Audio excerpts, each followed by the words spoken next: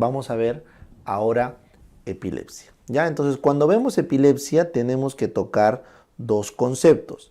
Primero, el tratamiento de la enfermedad crónica conocida como epilepsia, el tratamiento, el diagnóstico como tal del mal. Y por otro lado tenemos que ver el manejo y el diagnóstico de una simple convulsión que al final no es una epilepsia, simplemente es una convulsión. Y acá es donde se habla de la convulsión febril y también del estatus convulsivo. Entonces, ese es más o menos, en resumidas cuentas, el esquema de lo que tenemos que desarrollar en esta sesión o en esta parte de la sesión. ¿Ya? Bien, entonces vamos a arrancar con lo que son los síndromes epilépticos, ¿correcto? Vamos a entender la prevalencia y las causas, ¿ya? Entonces, primero, necesito que recuerden que la epilepsia es una enfermedad que puede afectar, como ven ahí, hasta un 1% de la población, ¿ya? O sea, la epilepsia es una enfermedad que es rara y por lo tanto lo tratan los neurólogos de forma especializada. Sin embargo, es importante que recuerden que una crisis epiléptica puede afectar a 1 de cada 10 personas. Entonces es muy importante que diferenciemos los términos. Entonces la epilepsia va a ser una enfermedad donde se ha desarrollado un foco epileptógeno que va a causar crisis a repetición, ¿correcto? Crisis a repetición producto de la irritación de este foco. En cambio, una sola crisis no es una enfermedad, sino es un signo que está expresando una despolarización descontrolada de las neuronas, que puede ser transitorio o que puede ser parte de una epilepsia. Entonces, esas dos definiciones tienen que estar claro. La epilepsia es la enfermedad donde hay un foco epileptógeno, y la crisis simplemente es la expresión de una despolarización descontrolada de un grupo de neuronas. ¿Ya? No hay que confundir los términos. Entonces, cuando estamos frente a una epilepsia, o sea, una enfermedad donde hay un foco, es muy conocido que se utilice el término síndrome epiléptico. ¿Por qué? Porque estas epilepsias se manifiestan en ciertos pacientes de ciertas edades, con ciertos factores de riesgo, con cierta predisposición genética, tienen un tipo de electroencefalograma característico, tienen un tipo de crisis característico, tienen un tipo de pronóstico particular y responden a un tratamiento. Entonces, cuando englobamos eso, estamos frente a los síndromes epilépticos. ¿Está bien? Entonces, para resumirlo de forma práctica, esos síndromes epilépticos pueden clasificarse a grosso modo en 3. Los idiopáticos, que son aquellos que tienen componente familiar porque tienen bastante componente genético. ¿Correcto? Los idiopáticos que tienen componente familiar y componente genético. Los sintomáticos son aquellos que tienen un daño orgánico, que es la causa de la epilepsia. O sea, hay una noxa, una lesión del parénquima que explica el foco. Y el tercero, que son los criptogénicos, donde no podemos demostrar el daño orgánico por una imagen, pero estamos muy seguros de que se debe a un origen orgánico y no un tema familiar genético. Entonces, a grosso modo, esos 3 síndromes epilépticos son la macro clasificación que todos ustedes deben entender. Muy bien. Entonces, ahora podemos tranquilamente diferenciar qué es una crisis epiléptica. Entonces, una crisis epiléptica simplemente va a ser una descarga neuronal descontrolada por alguna noxa, por algún daño, ¿ya? Entonces, estas crisis epilépticas pueden o no estar dentro de un síndrome epiléptico. O sea, si las crisis epilépticas son por temas genéticos de canalopatías, será pues una crisis epiléptica dentro de un síndrome epiléptico idiopático. O si las crisis epilépticas son por alguna noxa orgánica, un tumor, un infarto, una infección, será parte de un síndrome epiléptico sintomático. Y finalmente, si es que no llegamos a determinar la causa, pues será criptogénico. Entonces, las crisis epilépticas se clasifican o se entienden mejor según la noxa que los genera y según el tipo de crisis. Entonces, acá vamos a ver según la noxa.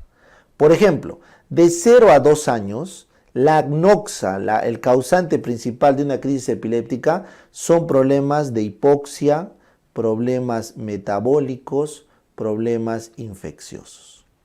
O sea, de 0 a 2 años tenemos la crisis epiléptica por hipoxemia al nacer, o por problemas metabólicos del recién nacido, o por problemas infecciosos, y a partir del 6º mes de vida aparece la convulsión febril, a partir del 6º mes de vida. Luego, de 2 a 12 años, ya, la convulsión o las crisis epilépticas que predominan son las febriles. Entiéndase que hasta los 5 o 6 años puede haber convulsión febril, y aparecen acá las idiopáticas.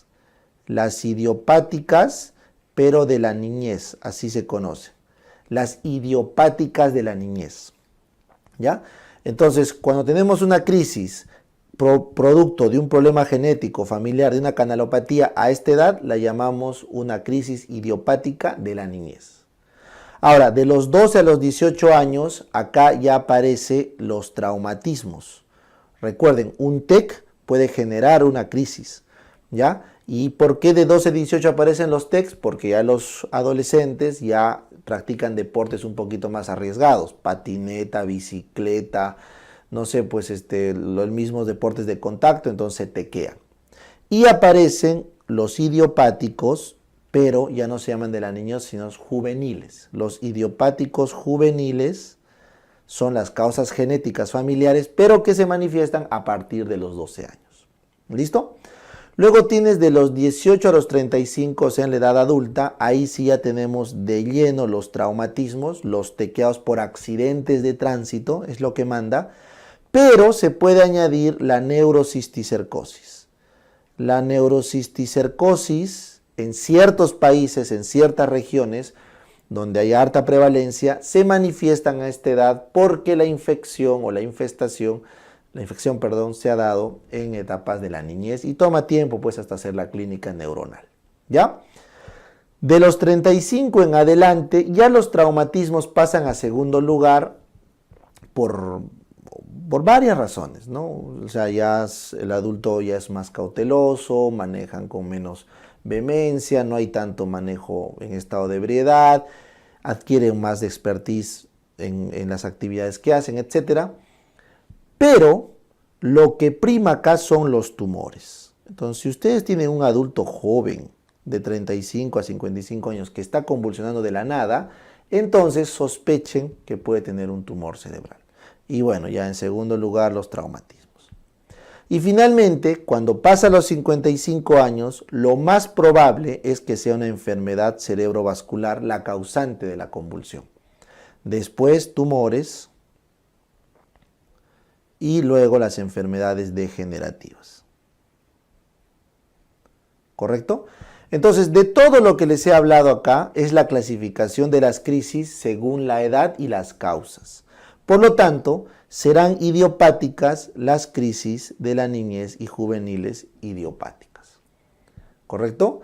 Y si es que estas crisis se desarrolla un foco epileptógeno, tendremos un síndrome epiléptico idiopático. ¿Ya? De igual forma, todo el resto, metabólico, oxígeno, traumatismo, neurocisticercosis, tumores, SB, degenerativas, todas estas suponen daños orgánicos. Entonces, estas crisis epilépticas, si desarrollan un foco epileptógeno, configurarían un síndrome epiléptico sintomático. ¿Ya? Y finalmente, las febriles, no lo olviden, las crisis febriles no terminan haciendo un cuadro epiléptico, salvo las febriles complejas que vamos a ver más adelante. ¿Ya? Bien. Entonces, el concepto, como ven, de foco epileptógeno es crucial para hablar de un síndrome epiléptico. Entonces, para yo decir que estoy frente a un paciente con un síndrome epiléptico, debo haber demostrado que existe un foco epileptógeno, que es la causa de que es la causa de las crisis a repetición de forma espontánea. Entonces, para yo decir que estoy frente a una epilepsia como enfermedad, ese foco debe ser el causante de crisis de forma repetitiva, 2 o más crisis, esa es la definición, pero de forma espontánea, o sea, no por un daño directo. En cambio, si yo tengo una hipoxia, un TEC, una infección, un tumor, y ese es el que está causando la crisis, entonces no puedo hablar de una epilepsia o de un síndrome epiléptico, sino hablaré de una crisis epiléptica secundaria a algo. ¿Ya? Pero si el paciente tuvo un tumor cerebral, le operaron el tumor, ya no está más el tumor, pero hace crisis a repetición después, ese sí es un síndrome sintomático porque el tumor le dejó un foco epileptógeno. Entonces, en ese caso sí, es una epilepsia sintomática porque el tumor le dejó en el cerebro un foco epileptógeno. ¿Ya? Entonces, para entender más o menos esto, hay un pequeño esquema que pueden ver acá. Esto que va a estar de negro, esto va a ser la zona de la lesión, ¿correcto? Esta va a ser la zona de la lesión. Entiéndase por lesión un tumor, un infarto, un lugar de una infección, un tejido necrosado o de repente un grupo de neuronas con alteraciones en sus canales o en canalopatías producto de un problema genético. ¿Ya?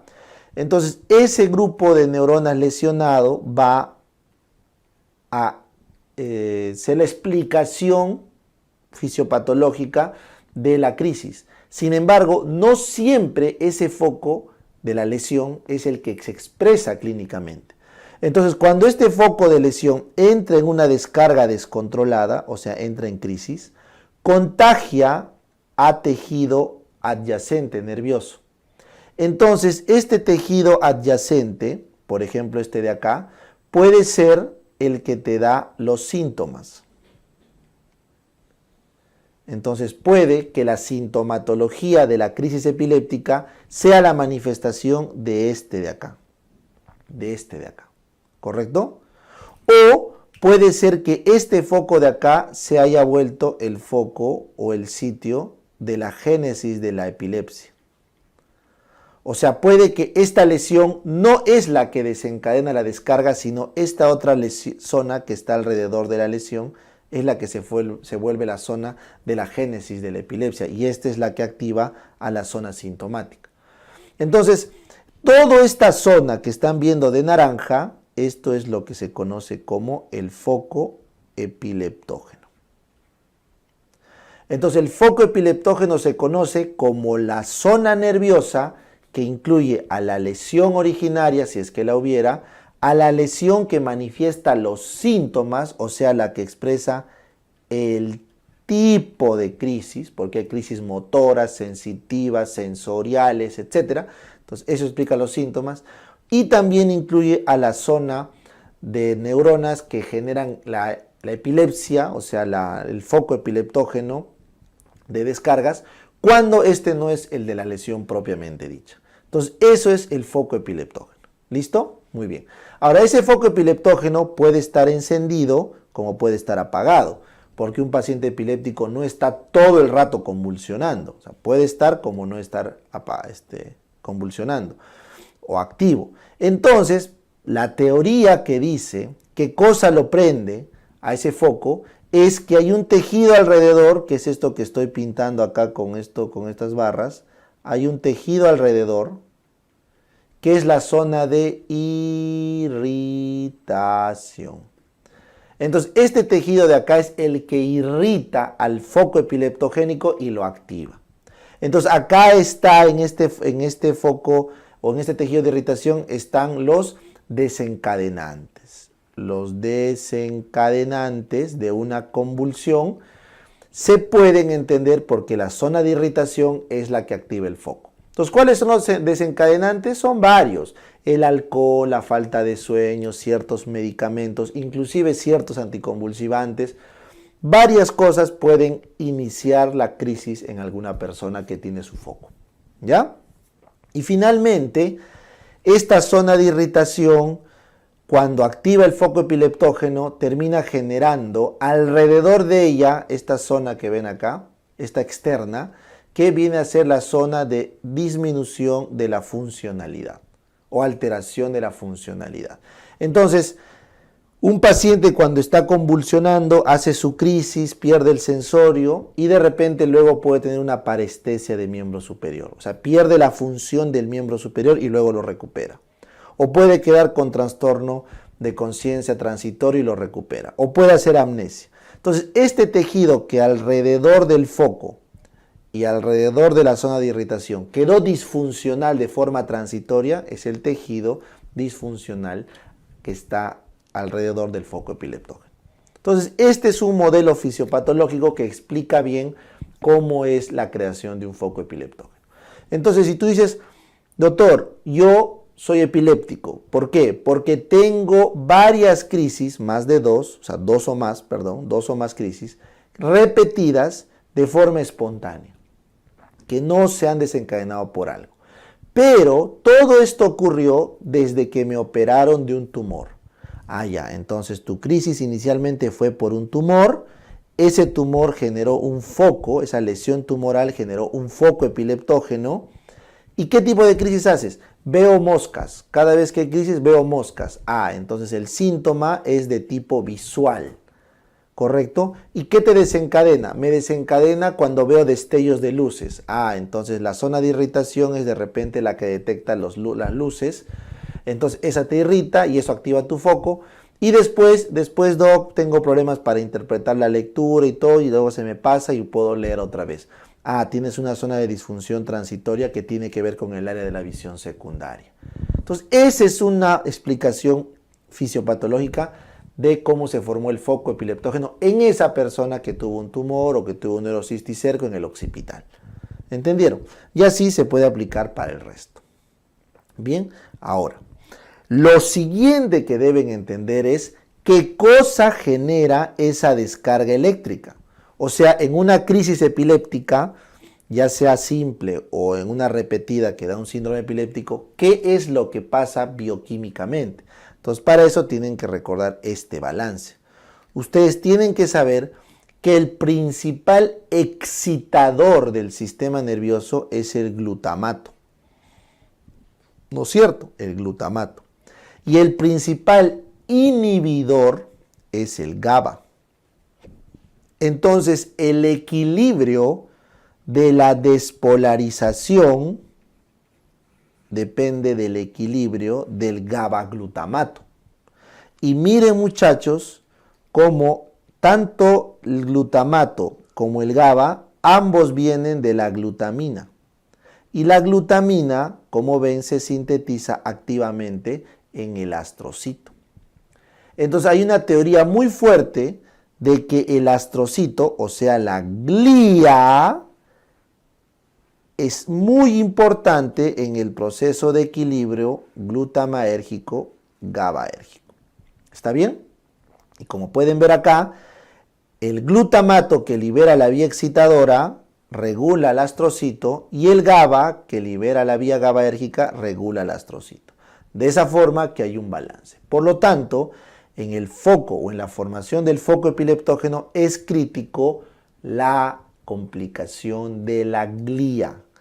Así que los focos donde hay gliosis, alteración de la glía, son focos que muy probablemente van a generar focos epileptógenos. ¿Entendieron?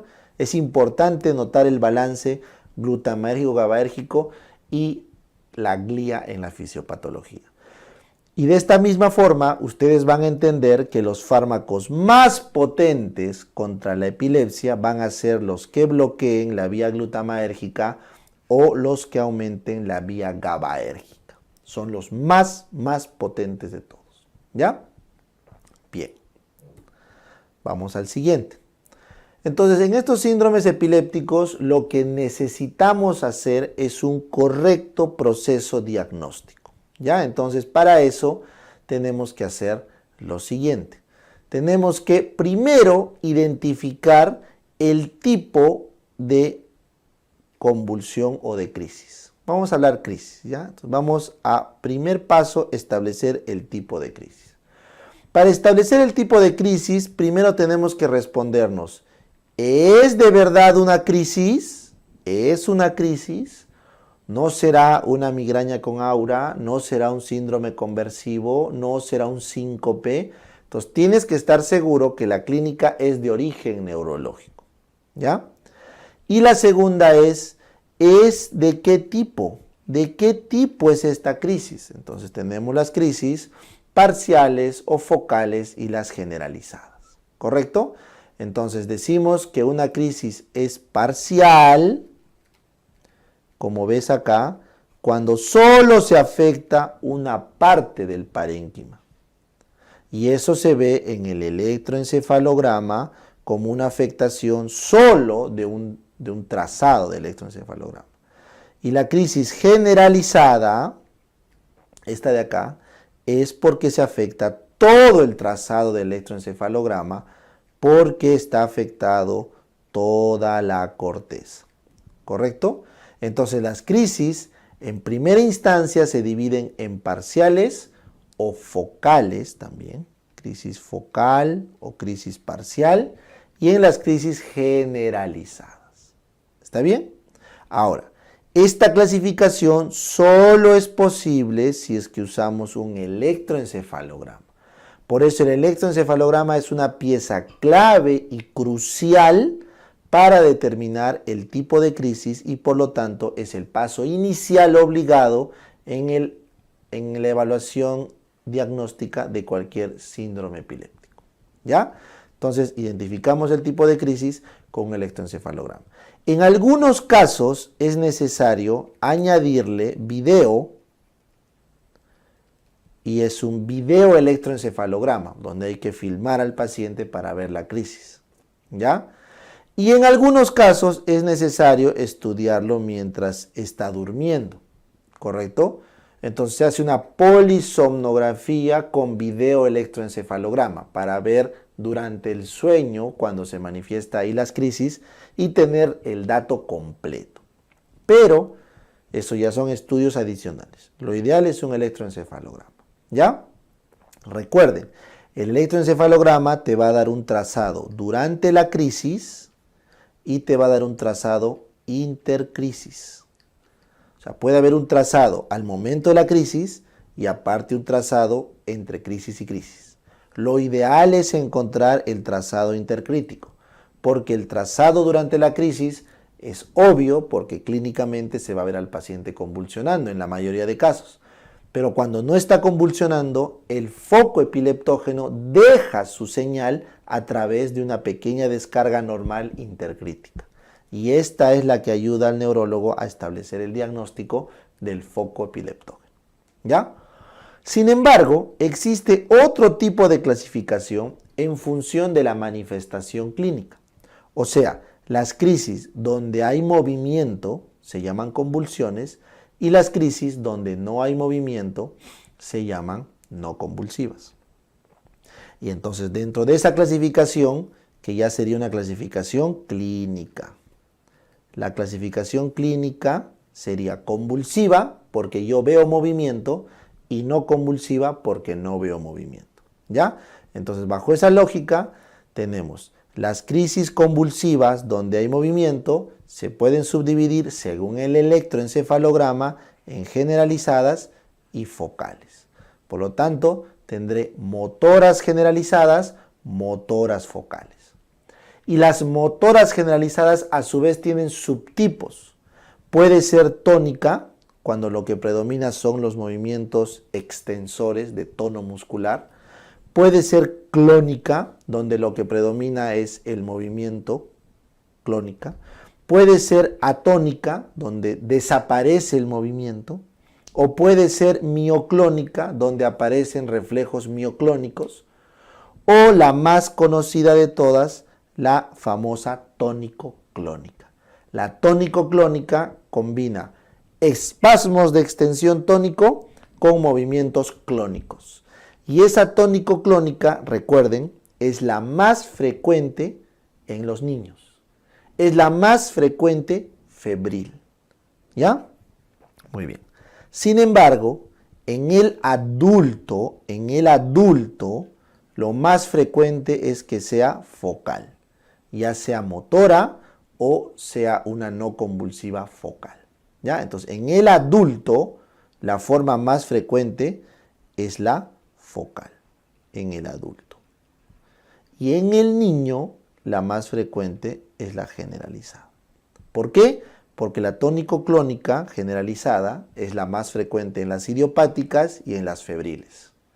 Y en el adulto, la focal es más frecuente por los tumores. ¿Listo? Sobre todo del frontal y del temporal.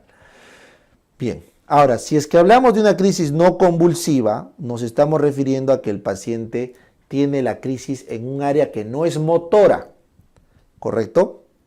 No es motora. Entonces, cuando esta lesión es en el tálamo, acuérdense, en el diencéfalo, tenemos las crisis de ausencia, porque hay una alteración diencefálica y el tálamo es principalmente sensitivo más que motor. Entonces, aparecen las crisis de ausencia típicas y atípicas, donde hay una desconexión total del entorno sin pérdida del tono muscular, correcto, en niños. Crisis de ausencia típica y atípica. Vamos a conversar esto más adelante. Solamente quiero que lo tengan mapeado. Y las crisis parciales o focales no convulsivas, correcto, no convulsivas, pueden a su vez subclasificarse en parciales simples, correcto, que pueden ser sensitivas, sensoriales, psiquiátricas, autonómicas, visuales, auditivas, etcétera, etcétera, etcétera, ¿ya?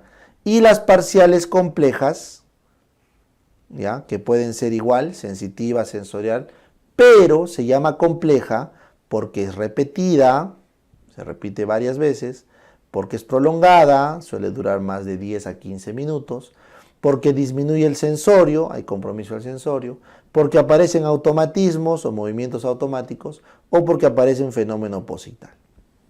¿Ya? Ojo, esto de crisis compleja y simple también aplica para las motoras. ¿Está bien? Entonces, nuevamente, porque esto es un poquito complejo, las crisis focales son definidas por el electroencefalograma porque solo afectan del cerebro una parte. Si esa parte afectada es motora, se llamará focal motora. Y si la parte afectada no es motora, se llamará no convulsiva focal o focal no motora. Ya. A su vez, si esa parte focal es repetida, prolongada más de 10 a 15 minutos, trae trastorno del sensorio, trae automatismos o trae fenómeno posital, se llamará motora compleja. Y si no es motora, se llamará focal o parcial compleja no motora. ¿Ya? Si no trae nada de esto de repetido, prolongado, sensorio, nada de eso, se llamará motora simple focal o no motora simple focal. Muy bien. Las no motoras se entiende que puede afectar los sentidos, el sensorio, clínica psiquiátrica, autonómica, visual, auditiva, etc. Cualquier cosa cerebral menos movimiento. Entonces, te voy a poner un ejemplo. ¿Qué pasa si una persona de la nada dice, doctor, de la nada empiezo a ver cosas? Pero no está loco, ¿eh? Empiezo a ver cosas. Puede ser una convulsión parcial, no motora, correcto, o no convulsiva, visual. O puede ser psiquiátrica. Doctor, tengo déjà vu, siento a cada rato que estoy en un lugar que nunca he estado, déjà vu. Eso puede ser una convulsión del hipocampo, de la memoria. Doctor, me despersonalizo, estoy tranquilo y siento que no soy yo y luego regreso, y otra vez y luego regreso, y luego se me pasa. Puede ser una convulsión no motora, también parcial. O sea, todas las manifestaciones que se te ocurra de cualquier falla del cerebro que no sea motora puede ser una convulsión, una crisis no motora. ¿Ya? Chicos, el cerebro interpreta todo, ahí está todo. Entonces, cualquier cosa puede fallar y puede ser explicado por un foco epileptógeno. ¿Entendieron? Bien. Entonces, con eso ya hemos definido el tipo de crisis. Muy bien. Ahora sí, vamos acá Acá lo que tenemos son la clasificación de los tipos de crisis totalmente desglosados según ILAE. ¿Ya? Entonces acá lo que les he traído ha sido la forma desglosada según ILAE de los tipos de crisis. Entonces pueden ser focales, generalizadas, según su inicio, o de inicio desconocido. Si son focales, donde la conciencia está conservada, habíamos dicho que es focal simple. Si está deteriorada, focal compleja.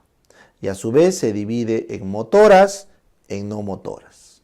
Las motoras pueden ser clónicas, tónicas, mioclónicas, atónicas o con movimientos automáticos solamente.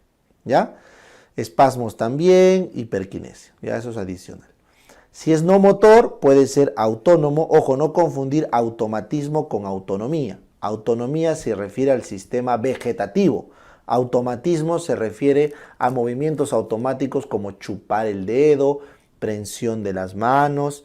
Esos son movimientos autonómicos o automáticos, perdón. En cambio, autónomo se refiere a sistema parasimpático-simpático. ¿Ya? Arrestos de compartimientos, problemas cognitivos, emocionales o de cualquiera de los sentidos. Esos son los no motores. ¿Ya? Muy bien. Entonces, cuando decimos arresto por comportamiento son alteraciones psiquiátricas. Cuando decimos cognitivo es un problema de memoria, lenguaje. Cuando decimos emocional, problemas afectivos, psiquiátricos. ¿Ya? Y finalmente la focal tónico-clónica bilateral, que es un subtipo raro. En las generalizadas tenemos la motora, tónico-clónica, clónica, tónica, mioclónica, mioclónica, tónica, clónica, mioclónica, tónica, atónica y espasmos, que es la clasificación completa. Y la no motora, que son las de ausencia típica o atípica, y en algunos casos hay un mioclono que le llaman no motor porque no se manifiesta clínicamente, pero lo voy a puntear en otro color para que no se complique. ¿Ya? Entonces, esta es la clasificación completa. Lo que yo les recomiendo que ustedes recuerden es que en los adultos lo que predomina es la focal y dentro de ella es la motora. Y en los niños lo que predomina es la generalizada, tanto motora como no motora. ¿Ya? Bien. Vamos con la siguiente. En los síndromes epilépticos ahora lo que toca es diferenciar el tipo de epilepsia. O sea, llegamos al paso 2. Entonces, para llegar al paso 2, tenemos que definir que el paciente tiene 2 o más crisis de forma espontánea, ¿correcto? O puede ser solo una crisis, pero que tiene más del 60% de riesgo de hacer una epilepsia. ¿Ya? Hay unas tablas de riesgo. Entonces, para llegar al paso 2 es porque ya hemos definido que tiene una epilepsia. Y para yo decir que tiene una epilepsia, les dije que tiene que haber un foco epileptógeno. Y para decir que hay un foco epileptógeno, tienen que haber 2 o más crisis que se hagan de la nada, espontáneas. Ahí está.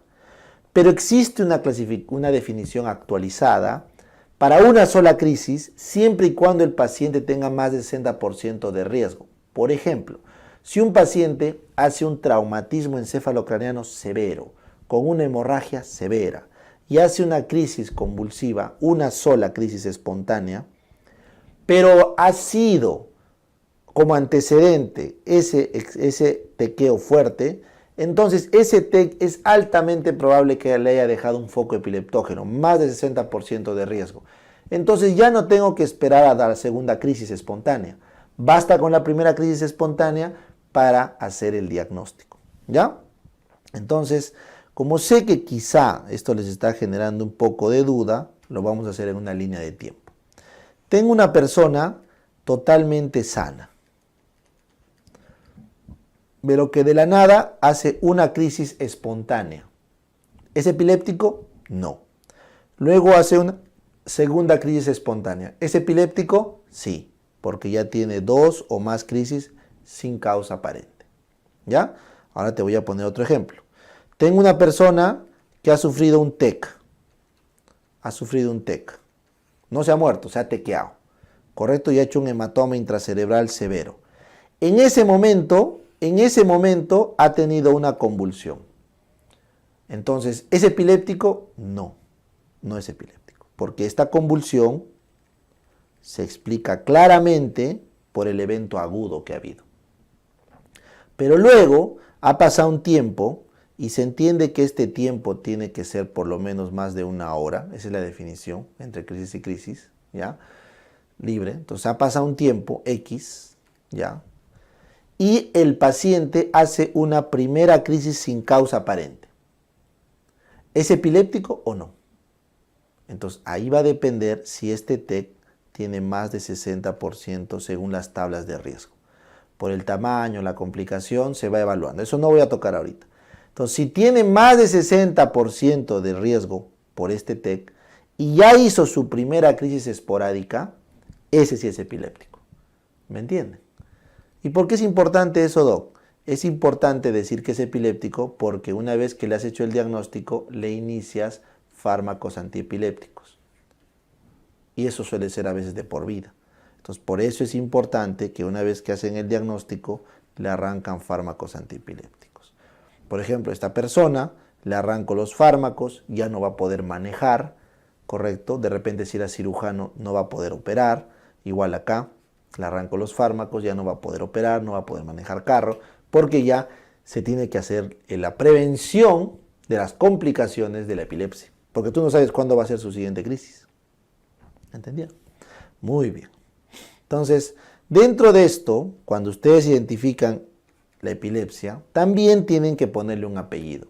¿Es una epilepsia de crisis focales, de generalizadas, de combinadas o desconocidas? Porque te pongo un ejemplo. Yo puedo hacer una crisis tónico-clónica generalizada y mi segunda crisis solamente es motora focal. Entonces, ¿qué tipo de epilepsia tengo?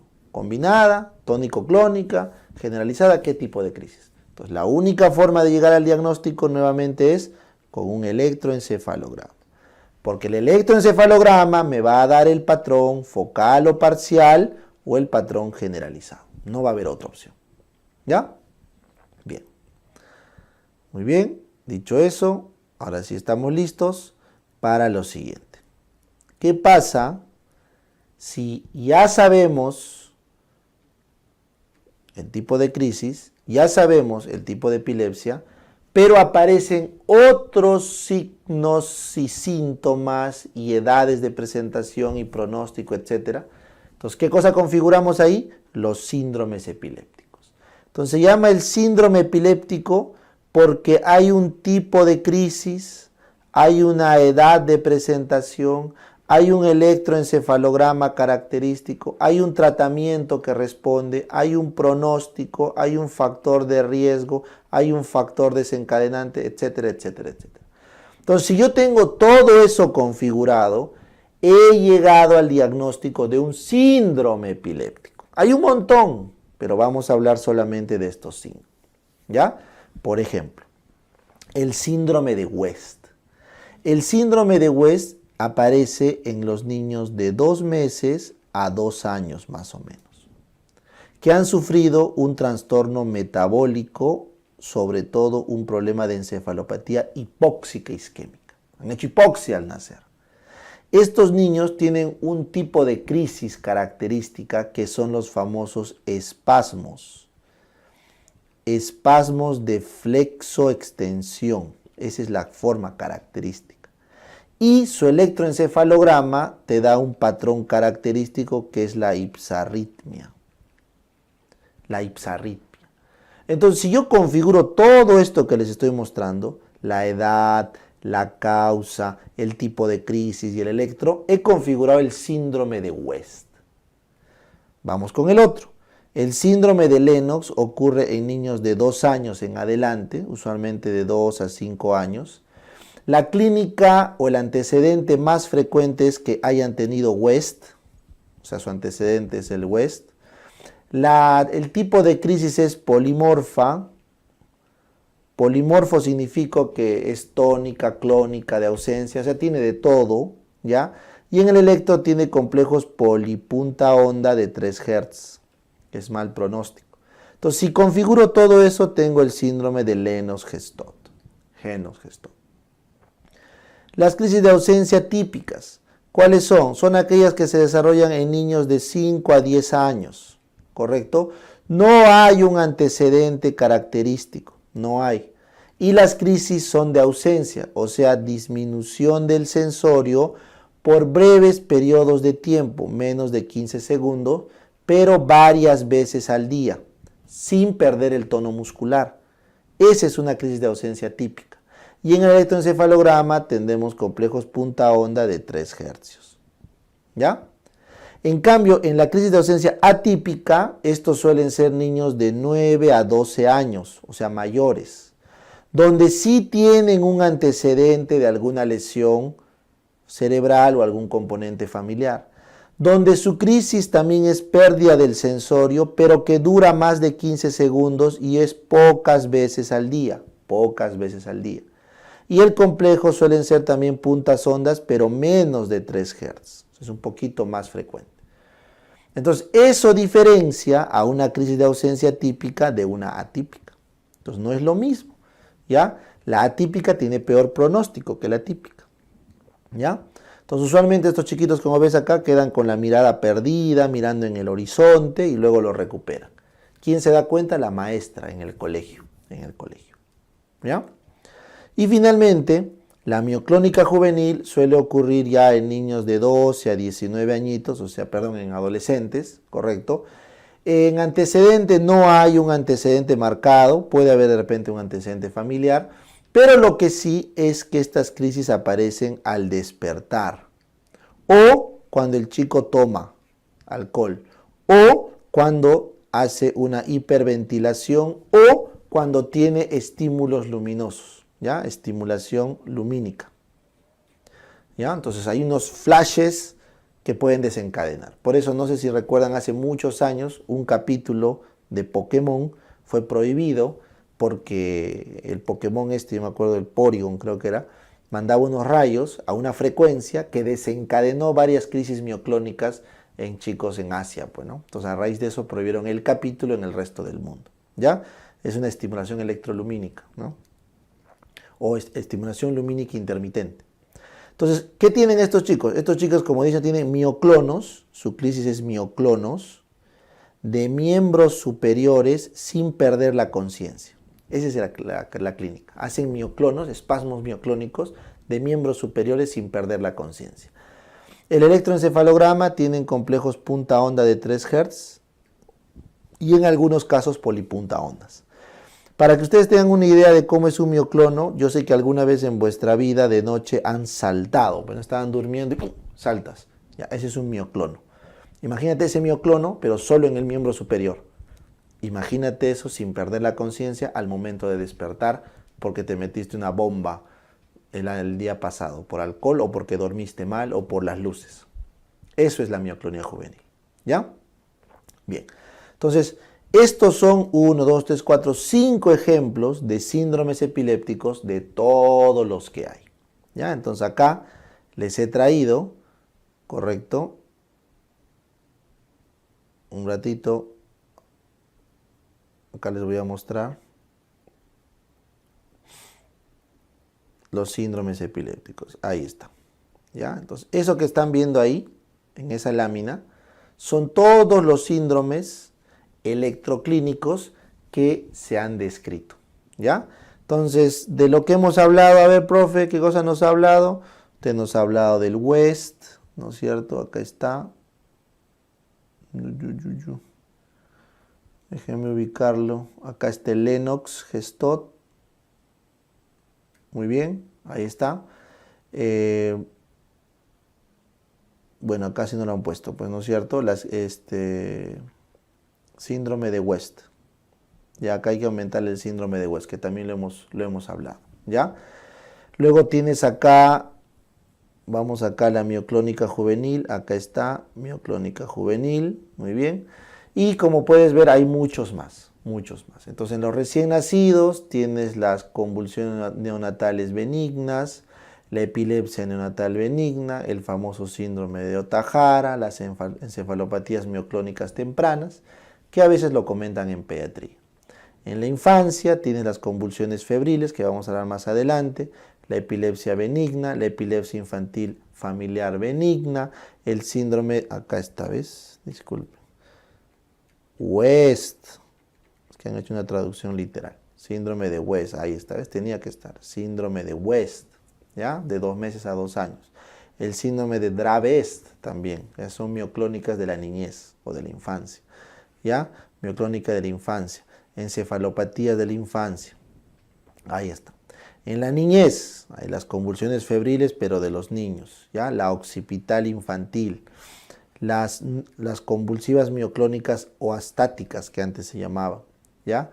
Tienes la de ausencia en la niñez. Bueno, y así creo que no tiene mucho sentido una por una remarcarlas. Pero lo que quiero mostrarles es que hay demasiados síndromes electroclínicos que los neurólogos tienden a identificar. Y cada año va aumentando, ¿ya? Entonces, esta lista que están viendo acá se actualiza o se discute cada cierto tiempo. Así que bueno, solamente para que tengan noción sobre los síndromes epilépticos, ¿ya? El único que nos han preguntado ha sido el de West y el de ausencias, ¿ya? Y el de ausencias. Muy bien. Entonces vamos a regresar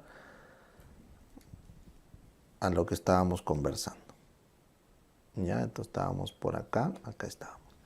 Entonces, para poder diagnosticar este síndrome epiléptico, yo les dije que era necesario cumplir ciertos requisitos. Entonces, para poder llegar al diagnóstico de esto, tenemos que tener 3 cosas.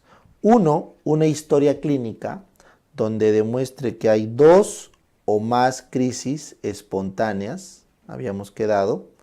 Y la segunda definición, ¿cuál era?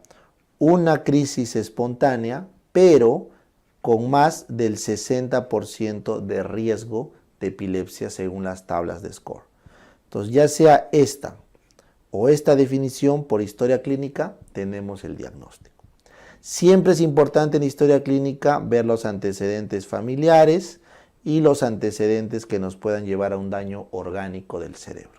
Es importante la cronopatología, lo que les puse, la línea de tiempo. ¿En qué momento aparece la crisis respecto a la noxa? El segundo componente crucial es el electroencefalograma, para ver si la crisis es parcial o generalizada. Y dijimos que este electro se le puede añadir video y se le puede añadir estudio de sueño, ¿no es cierto? Para estar completamente seguros. Por eso, noten acá. Entonces tenemos la información clínica, ¿correcto? Que puede venir de un electroencefalograma o de la semiología o de un video. Y esto hay que correlacionar 3 con una imagen. El tercer pilar para el diagnóstico de un síndrome epiléptico es una resonancia con contraste o hacer un PET scan o un SPECT para tratar de encontrar el lugar orgánico de la lesión. ¿Está bien? Solo con una buena historia, un electro y una imagen, puedo yo llegar de forma razonable y acertada al síndrome epiléptico que estoy buscando. Entonces van a ver en este ejemplo, noten acá, tengo la información clínica. La información clínica se correlaciona con el electroencefalograma y esto se correlaciona con las imágenes, con una resonancia estructural, con un PET scan y con un SPECT. Entonces, por ejemplo, miren acá, en el electro, correcto, en la relación electroencefalograma-resonancia, deberíamos tener o tenemos la lesión acá, en el temporal basal. Pero nuestra información clínica nos dice que el foco puede estar en el parietal. Entonces, ¿qué pasa? Si es que nuestra lesión, como en este caso, está en otro lugar, será un foco discordante. Clínicamente, por el daño mira, acá hay un tumor, porque le hemos hecho el PET y el SPECT, por el electroencefalograma, por los estudios clínicos de la manifestación, hemos llegado clínicamente a la conclusión de que es un problema parietal. Pero luego cuando hacemos el electroencefalograma con el mapeo de resonancia durante la crisis, miren, durante la crisis, encontramos que el foco está en el temporal. Entonces será un foco discordante. O sea, el daño fue hecho en el parietal, pero el foco que se dispara está acá en el temporal. Si es que hubiera sido en el mismo lugar, sería un foco concordante. Entonces, La forma correcta, esto es un ejemplo, pues, ¿no?, de cómo llegar al diagnóstico, implica fusionar estas tres. Fusionar estas tres. La historia, el electro y la resonancia funcional. De esa forma llegamos al diagnóstico, ¿ya? Porque ¿qué es lo que pasa? Si fuera discordante, lo que ocurre es que este paciente, su tumor que tiene ahí, no es el foco de verdad de la epilepsia, sino que producto del tumor, de la cirugía, etcétera, se ha activado un foco epiléptico que estaba en otro lado, que no tiene nada que ver. ¿Correcto? Porque no todos los tumores terminan en epilepsia y hay epilépticos sin tumores. Entonces, esto es la forma como se llega al diagnóstico final. ¿Ya? Muy bien. Ahora sí, pasamos a lo que es las comorbilidades. Entonces, ya hemos hecho el diagnóstico de la etiología, ya les dije, ¿no es cierto? Vamos a ver más adelante también otro cuadro de etiologías, pero ya saben que la etiología va a depender de la cosa que genere infección, trauma, tumor, etcétera, o genético, con su correlación en el electroencefalograma. Entonces vamos ahora a conversar de las comorbilidades. Entonces un paciente que es epiléptico, recuerden que está sujeto a un montón de problemas adicionales. Por ejemplo, los epilépticos pueden tener problemas cognitivos, porque les dije que hay una zona en el foco que termina disfuncional. Si esa zona es importante para la cognición, va a haber clínica. Los epilépticos pueden tener problemas psiquiátricos, como autismo, depresión, ansiedad, producto de la enfermedad, problemas del sueño, producto de la enfermedad, producto de los fármacos o producto de la complicación psiquiátrica. Pueden tener trastorno de déficit de atención e hiperactividad cuando hay afectación prefrontal y también tienen más incidencia de migrañas. Entonces, el neurólogo tiene que enfocar al epiléptico en un grupo o en un conjunto de comorbilidades, lo cual hace de su manejo más complicado y por ende tiene que ir a un especialista. No solo neurólogo, sino un neurólogo especializado en epilépticos. ¿Ya? Bien. Bueno, seguimos con esto. Entonces, en esta tabla, lo que yo les voy a mostrar es los pasos para hacer el diagnóstico. Entonces, como ven ahí, primero se identificaba el tipo de crisis, ¿correcto? Ahí está, los tipos de crisis, focal, generalizado, desconocido, eso es como empieza. Luego, si es que cumplimos los criterios de epilepsia, vamos a tener un tipo de epilepsia, porque hemos llegado al diagnóstico por 2 o más crisis o una con más de 60% de riesgo, y podremos decir que es una epilepsia focal, generalizada, combinada o desconocida. Luego, si es que tuviéramos más información como la edad, el electro, etcétera, que sean características, podríamos aventurarnos a decir que estamos frente a cierto tipo de síndrome epiléptico. Dravet, West, Lennox-Gastaut, no sé, pues todos los que hemos visto en esa lista, ¿ya? Y finalmente tenemos que tratar de echarnos a buscar la etiología, que puede ser un problema estructural, un problema genético, una infección, un problema metabólico, un problema inmunitario o simplemente criptogénico. No conocemos la etiología. Y recuerden que todo esto está enmarcado en un cuadro de comorbilidades. Comorbilidades que pudieron estar antes o que aparecen después del foco epileptógeno. Entonces, este es como quien dice una diapo panorámica de cómo ustedes deberían abordar el manejo, o mejor dicho, el diagnóstico de un síndrome epiléptico. ¿Ya? Bueno, acá ya vimos nuestros síndromes electroclínicos, ya no lo voy a repetir. Y finalmente vamos a entrar a lo que es el tratamiento. ¿Ya? Entonces vamos a tocar lo que es el tratamiento. Miren. Cuando hablamos de tratamiento de las epilepsias, básicamente nos vamos a enfocar en prevenir los desencadenantes, en tratar las comorbilidades y en darle un fármaco antiepiléptico de por vida, o por lo menos por 5 años hasta que no haya ninguna crisis que se repita, que controle y espacie al máximo los periodos intercríticos. ¿Correcto? Entonces, para dar este fármaco antiepiléptico tenemos que tener ciertas consideraciones. Por ejemplo, tiene que ser monodosis. O sea, no deberíamos dar 2 o más fármacos, solo uno, ¿ya? Tiene que ser a la menor dosis posible que haga efecto, para que tengamos un techo de poder subir. tenemos que usar fármacos según el tipo de crisis. O sea, hay fármacos para las crisis parciales y fármacos para las crisis generalizadas. Hay que usar el fármaco adecuado para cada crisis. Y finalmente tenemos que hacer un monitoreo. Tenemos que hacer un monitoreo ¿de qué? De los efectos adversos.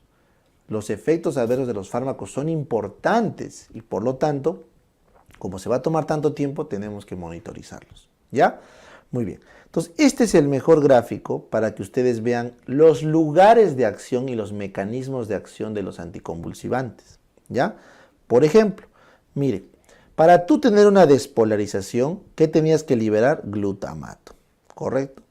Entonces, para tú liberar glutamato, tienes que tu vesícula de glutamato liberarse. Entonces, existen unos fármacos como el levetiracetam que evitan, correcto, que se llenen las vesículas con los neurotransmisores. ¿Ya? Luego, para tú liberar tu vesícula, tienes que despolarizar una neurona. Y para despolarizar necesitas los canales de sodio voltaje dependientes. Entonces, existen fármacos que inhiben estos canales de sodio, como la fenitoína, carbamazepina, oxcarbamazepina, la esilcarbamazepina, la motrigina, la cosamida, sonizamida. Son fármacos que actúan precisamente en los canales de sodio voltaje dependientes. Luego, este glutamato va a hacer efecto, ya sea en sus receptores AMPA o en sus receptores NMDA. Entonces, existen fármacos, como por ejemplo el perampanel, que bloquea la acción del glutamato en el AMPA. Pero también tenemos el valproato, correcto, el topiramato y el felbamato, que actúan también en los receptores. Por ejemplo, el valproato disminuye la actividad de los receptores NMDA, por eso es potentísimo. El felbamato disminuye los receptores del NMDA, por eso también es potentísimo. El topiramato disminuye en el AMPA-cainato, por eso también es potente. No tanto como el MDA, pero es potente.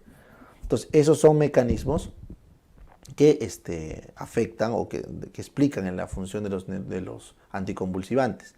Luego, tienes fármacos que evitan la salida de la conductancia del potasio, ¿correcto? Como la retigabina, que no se usa. Y tienes fármacos que bloquean los canales de calcio tipo T de corriente de umbral bajo del diencéfalo. Estos canales de calcio tipo T del diencéfalo, acuérdate, ¿ya? Son bloqueados por la etosuximida. ¿Y se acuerdan qué crisis era para problemas diencefálicos? Correcto, la crisis de ausencia. Por eso ahí sirve la etosuximida. ¿Ya? Muy bien. Ahora vamos por este otro lado. Tú también puedes agarrar y potenciar el GABA. Si tú aumentas el GABA, entonces vas a disminuir la crisis. ¿No es cierto? Era lo contrario. Entonces se ha visto, y todos sabemos, que las benzodiazepinas, los barbitúricos, el alcohol, actúan en el receptor GABAérgico y lo abren. Entonces, cuando una persona está en una crisis, le puedes dar benzodiazepina, le puedes dar barbitúricos, y estos aumentan los canales de GABA o los receptores de GABA para que metan cloro, y eso inhibe la sinapsis y controla la crisis. Claro, entonces ahí tienes estos fármacos. También se ha visto que el valproato favorece el turnover del GABA, el topiramato activa los receptores GABAérgicos y el felbamato activa los receptores GABAérgicos. Entonces date cuenta como valproato, topiramato, felbamato también actúan en la otra vía, favoreciendo el GABA. ¿Ya? Muy bien. Luego, ya para cerrar acá, valproato, topiramato y felbamato también bloquean los canales de sodio, que eso iba por el otro lado. ¿Ya? Entonces estamos cerrando. Muy bien. Ahora, respecto al GABA, tenemos, por ejemplo, la vigabatrina. La vigabatrina disminuye la degradación del GABA. O sea, evita que esta molécula se destruya por su enzima. Tienes acá la tiagabina. La tiagabina evita, correcto, que el GABA haga un feedback negativo de acción ultracorta con su propia neurona. Favorece la liberación. Tienes la gabapentina y pregabalina, que lo que se ha visto es inhiben a la subunidad alfa 2 del canal de calcio GABAérgico, y esto de alguna forma favorece a que se libere más GABA, ¿correcto? Tiene una acción, o sea, tiene una acción anticonvulsivante en la vía GABAérgica, pero no es a través del GABA como tal, sino a través del canal de calcio voltaje dependiente presináptico, ¿ya? Y nuevamente acá la retigabina, que favorece la conductancia del potasio, que les dije que no se utiliza. Muy bien, entonces tengo fármacos por el lado GABAérgico y tengo fármacos por el lado glutamaérgico. En el lado glutamaérgico bloquean, en el lado GABAérgico favorecen la liberación del GABA, ¿ya? Entonces, según estas funciones, los fármacos anticonvulsivantes se han clasificado en los de amplio espectro y espectro reducido. Entonces, si actúan en más de 2 vías, se les llama de amplio espectro. Y si solo están actuando en una vía o a lo mucho parcialmente en una segunda vía, se les llaman de corto espectro o espectro reducido. Entonces, ¿qué tenemos acá? El valproato. El valproato, por ejemplo, es de amplio espectro, porque dijimos que actuaba en los canales de sodio, actuaba en los canales en los receptores o aumentando el turnover del GABA, habíamos quedado que también actuaba en el NMDA, y también se ha visto que actúa en los canales de calcio tipo T. También actúa en los canales de calcio tipo T. Por lo tanto, el valproato se va a dar para todas las crisis generalizadas, tanto las convulsivas como las no convulsivas, las tónico-clónicas, las clónicas, las mioclónicas, etc.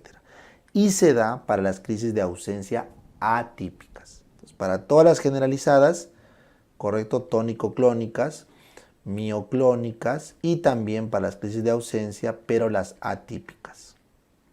Las atípicas, ¿ya? Lo único malo con el valproato es que te da leucopenia, te da alteraciones hepáticas, te hace subir de peso. Leucopenia, alteraciones hepáticas y subida de peso, sus principales efectos adversos, ¿ya? Muy bien. Luego tienes el topiramato. Habíamos quedado que el topiramato, como ves acá, es también de amplio espectro, correcto, ¿ves? Disminuye los canales de sodio, los de AMPA y aumenta en GABA. Entonces tiene igual sodio, tiene acción en el GABA, tiene acción en el AMPA, ¿ya? Entonces básicamente el topiramato se utiliza como, es un nuevo FAE, esto está considerado dentro de los nuevos FAE, y es justamente el reemplazo del valproato. Si tú no puedes usar valproato, te vas para topiramato. Lo malo del topiramato es que tiene muchos efectos adversos secundarios, sobre todo la neuropatía clínica psiquiátrica. Entonces, el valtopiramato tiene múltiples efectos adversos en el sistema nervioso central y en psiquiatría. Ese es como que su datito. Entonces, cuando un paciente no tolera el topiramato ni el valproato, el siguiente fármaco a usar es el levetiracetam, que deben aprender que es el fármaco que tiene menos efectos adversos. El levetiracetam es el fármaco de amplio espectro con menos efectos adversos. ¿Y por qué se llama de amplio espectro? Porque como actúa en la vesícula tanto del GABA como del glutamato, ¿ya? Bien. Luego tenemos la etosuximida. La etosuximida, de acá, habíamos quedado que es un bloqueante de los canales de calcio, o sea, es de corto espectro, porque solamente bloquea los canales de calcio, pero ojo, los de tipo T, del diencéfalo. Por lo tanto, la etosuximida solo se usa para las crisis de ausencia, pero las ausencias típicas, la que ocurre en niños de 5 a 10 años. ¿Y por qué se prefiere etosuximida? Porque tiene pocos efectos adversos y leves, ¿ya? Muy bien. Vamos con la siguiente, carbamazepina.